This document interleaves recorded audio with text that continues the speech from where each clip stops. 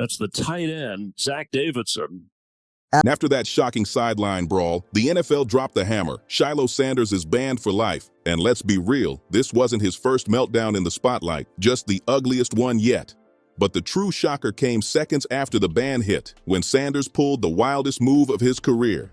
Let me run you through the 2025 disaster that ended everything. That preseason was supposed to be his redemption story. Shilo, 25 years old, son of Hall of Fame icon Deion Sanders, finally had his shot. Despite going undrafted, the Tampa Bay Buccaneers threw him a lifeline. For life. Shilo knows better. Shilo knows he can't do a situation like that. 3 years, $2.5 million with over $800,000 guaranteed in year one. It was his chance to carve his own name into the league that made his father a legend. But on August 23, 2025, inside Raymond James Stadium, during a simple preseason finale against the Buffalo Bills, his entire future went up in flames. The Bucs were down in the second quarter of what ended as a 23-19 loss when Bills tight end Zach Davidson, 6 feet 7 inches, 251 pounds of muscle, locked in on Sanders. What should have been a routine block turned into a straight-up humiliation. Davidson kept bulldozing Sanders well after the whistle, shoving him nearly 15 yards back like a rag doll. The clips went viral instantly, Davidson grabbing Shilo by the helmet, swinging his arm past his head, forcing him into a crouch. Fans swore they saw him laughing as he manhandled Sanders, and that was it. Sometimes your last name can be a blessing and a curse. It's not normal that free agents have breaking news that they're being released. He's an undrafted free agent, and because his name is Sanders, the blessing and the curse, people say, well, Shannon, he only got an opportunity because his last name is Sanders. The breaking point for a safety already branded reckless since college days. Then came the fatal mistake. After one last shove, Sanders snapped. He popped up from his crouch and unleashed. Some reports call it a closed fist, others say an open hand slap. But either way, he cracked Davidson's helmet on live TV. Sanders didn't just get flagged, he got tossed out of the game on the spot, and that ejection hit harder than any punch he threw. Buccaneers linebacker John Bullock tried to drag him off and cool him down, but it was way too late. The damage was sealed, to the team's position on the field and to Sanders' future in the league. Meanwhile, Davidson walked away clean. No flag, no punishment, even though the replay clearly caught his fingers hooked inside Shilo's face mask seconds before the hit. Instead of getting checked, the Bills' tight end mocked Sanders with a too small gesture after the play, clowning him while the stadium roared. To make it worse, the penalty gave Buffalo 1st and 10 at Tampa's 11-yard line. And on the very next snap, Tyrell Shavers snatched a ridiculous one-handed touchdown catch. One meltdown from Sanders had cost the Bucs 7 points, his dignity, and his entire shot at stability in the NFL. And violent. And I said, give me the phone. I'm not playing with you. Give me the phone. So I grabbed his arm, and I don't grab it hard. I just try to stop him because he looks like he's about to walk out of the building. So I put my hand on his arm, and he jerks away like really hard, and he grazes. Head coach Todd Bowles didn't sugarcoat a thing. Known as a defensive mind with zero tolerance for nonsense, Bowles blasted the ejection in his post-game comments, flat out calling it inexcusable. And that was the nail in the coffin, because Sanders wasn't just fighting for respect. He was fighting for the very last safety spot behind stars like Antoine Winfield Jr.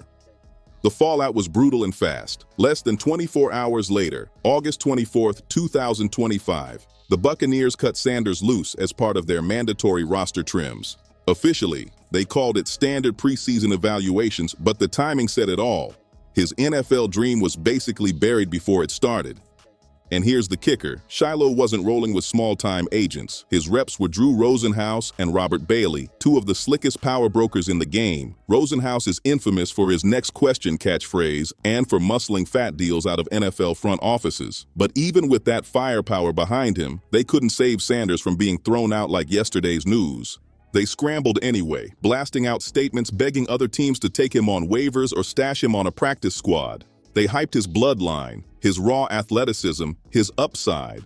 But the more they pushed, the more obvious it became. Shilo was drowning and nobody was reaching in to pull him out.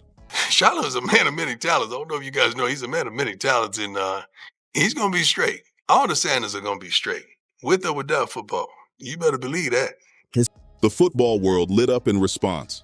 Most critics weren't sympathetic. Former players and analysts dragged him, pointing to his weak preseason stats. Just 4 solo tackles and 1 quarterback hit in 3 games. To them, this wasn't just about one bad punch, it was about a safety who looked average, and the punch just gave Tampa an excuse to cut him loose. Still, not everyone bought that angle. Some voices said the fallout exposed bigger cracks in the Sanders legacy. The family's approach to discipline and accountability has always been controversial, and Shilo's collapse sparked that debate all over again. Critics called it entitlement fueled by privilege and fame. Supporters countered that he was only under the microscope because of that Sanders name, and if it were anybody else, the league would have let it slide. And when people started digging deeper, they realized this wasn't just one ugly moment. It was a straight-up pattern. A pattern of violence, dysfunction, and family chaos that had been following Shilo Sanders for years. That August 2025 punch wasn't some random lapse in judgment. It was the latest episode in a long-running saga of trouble that started way before the NFL ever called his name. To really understand how a kid blessed with every advantage could torch his own career so spectacularly, you gotta look back at the trail of scandals that shaped him. The darkest and most damaging incident came years earlier, September 17, 2015, when Shilo was just 15.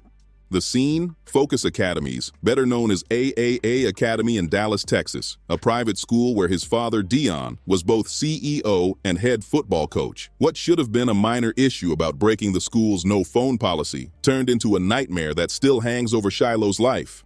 That day, Shilo was serving in-school suspension for disrupting class. Instead of laying low, he was on his phone, reaching out to his mother Pilar Sanders in the middle of his parents' bitter divorce. When security guard John Derone, a 48-year-old former minor league ball player, stepped in to confiscate the phone under Dion's orders, everything went off the rails. Witnesses say Shilo lashed out, and the aftermath was devastating. Derone had to be rushed to the hospital in an ambulance, diagnosed with a broken neck, spinal damage, permanent neurological issues, and irreversible incontinence. Doctors had to fuse 5 levels of his spine together.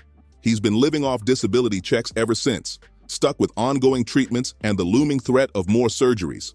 All that, just for enforcing school policy at the request of Shilo's own father. Investigations tore apart the case, and it only got uglier. Multiple reviews pinned Shilo as responsible in 4 out of 5 rulings. A 2022 Texas court flat out declared, on September 17, 2015, Shilo Sanders did in fact cause physical harm and injuries to John Derone, and the damages were a foreseeable result of his assault. That's the official record. No spin, no excuses. But instead of facing up to it, Shilo and his family dragged the case out for years, dodging accountability with one legal maneuver after another. Then came March 2022, when the trial finally landed. Shilo didn't even bother to show up, claiming he never got the notice because of an old address and saying he couldn't afford a lawyer. By October 2023, Shilo was drowning in legal fallout, and he tried to escape the storm by filing Chapter 7 bankruptcy in Colorado. The move shocked everyone because this wasn't some broke kid scraping by. His family was rich, and he himself had NIL deals worth an estimated $1.1 million. Yet here he was, begging the courts to wipe out debt from the 2015 assault case. The filings showed just how far Shilo was willing to go to dodge responsibility. He first claimed assets of $400,000, later adjusting down to $320,000, listing a $75,000 Mercedes and another $75,000 in jewelry.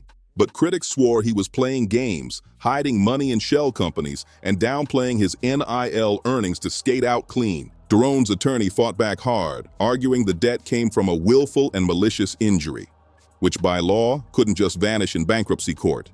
That fight got even uglier when it surfaced that Shilo was still living large, dropping cash while crying broke. The contradictions made him look reckless, entitled, and desperate all at once.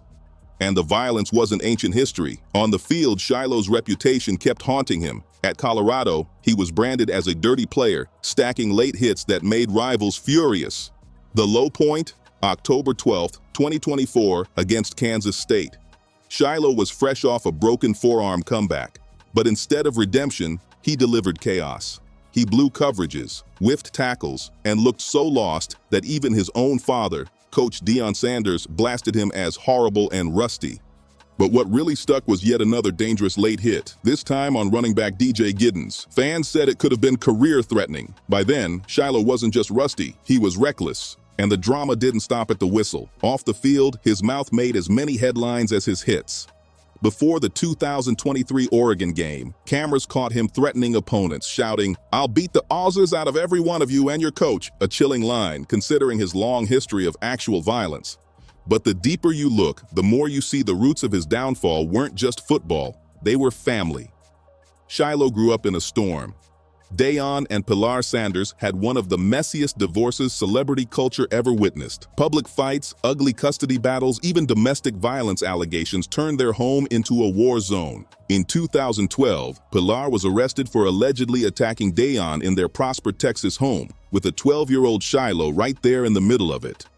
Court documents from the divorce painted a picture of chaos, accusations flying from both parents, each questioning the other's ability to raise the kids. That toxic battlefield shaped Shilo long before the NFL ever slammed its doors shut.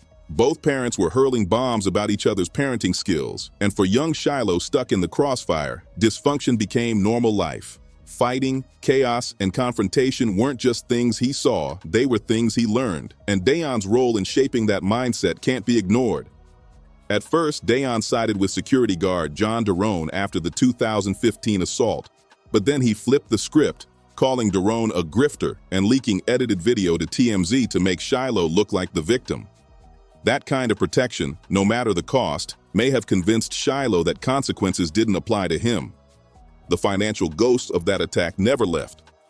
Derone himself admitted he rooted for Shilo to succeed in the NFL, not out of forgiveness, but because the higher Shilo climbed, the better chance he had of collecting on that $11.89 million judgment. Imagine that, your victim praying for your success while you're busy sabotaging it yourself.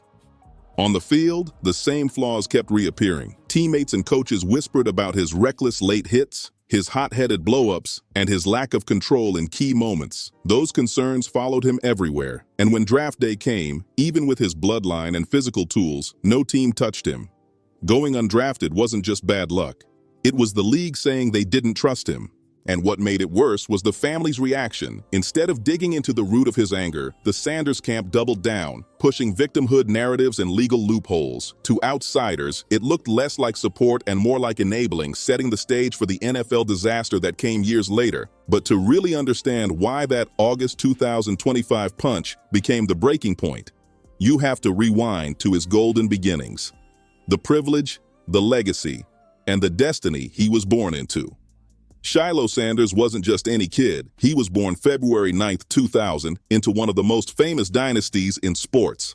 From day one, he had money, connections, genetics, and a last name that opened every door. His father, Deion Primetime Sanders, wasn't just an ex-NFL player. He was a cultural icon. 2 Super Bowl rings, 8 Pro Bowls, and the rarest flex of all, playing in both a Super Bowl and a World Series. His mother, Pilar Sanders, brought her own celebrity power as a model and actress. Shilo was raised in the spotlight, where success wasn't optional. It was expected. In Dallas, the Sanders home revolved around sports. Achievements were currency, and Deion showcased the family brand on social media, bragging about their athletic feats, even ranking Father's Day gifts with his trademark swagger. From the start, Shilo was groomed for greatness. He dabbled in music and beat-making, flexing creativity that hinted at versatility. But the pressure was clearest on the football field, where all eyes waited for the son of prime time to live up to the legend. The weight of expectation pressed heavy on Shilo's young shoulders. At Trinity Christian High School in Cedar Hill, Texas, he wasn't just another kid on the roster, he was prime-time junior. With Deion himself serving as offensive coordinator, Shilo had a built-in spotlight and every chance to shine. And shine he did, lining up everywhere: safety, wide receiver, punt returner, and kick returner. The stats told the story of a star in the making: 24 tackles, 5 interceptions, and a fumble recovery on defense, plus 13 catches for 199 yards and 3 touchdowns on offense. The highlight reel moment: 2 kickoff returns for touchdowns his senior year, flashing that same explosive burst that once made Deion untouchable. As a 3-star recruit, Shilo had his pick of powerhouse programs. Florida State, Georgia, and more than a dozen others came calling. But he shocked everyone by choosing South Carolina, trying to step outside his father's massive shadow.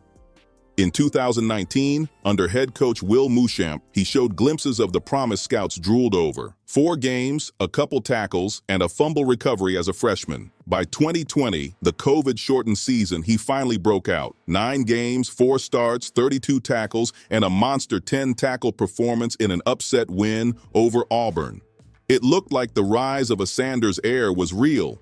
But cracks were already showing. After just 2 years, Shilo hit the transfer portal, sparking whispers about restlessness, entitlement, and unrealistic expectations. Transfers happen in modern college ball, but Shilo's constant movement painted a bigger picture. Maybe he couldn't thrive without the comfort of family ties. And sure enough, his next stop was Jackson State, back under his father's wing.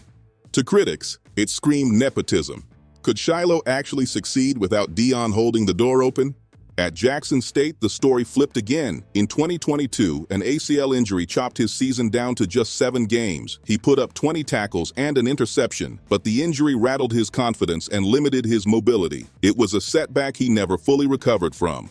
Still, his 2023 numbers gave fans hope. 60 tackles, 2 tackles for loss, 1 interception, 6 pass breakups, a fumble recovery, and 4 forced fumbles. It was his statistical peak, enough to tease scouts with maybe NFL potential. But then came 2024, the season that exposed the truth. He started all 8 games, but production slid. 55 tackles, 2 tackles for loss, 1 sack, 1 deflection, 1 fumble recovery return for a touchdown, and just 1 forced fumble. Solid? Maybe. Elite? Not even close. And worse than the drop in stats were the old demons creeping back in. The anger, the recklessness, the lack of discipline, all of it exploded on October 12, 2024, against Kansas State. His return from a broken forearm injury that was supposed to be triumphant, but instead turned into the ugliest chapter yet of his college career.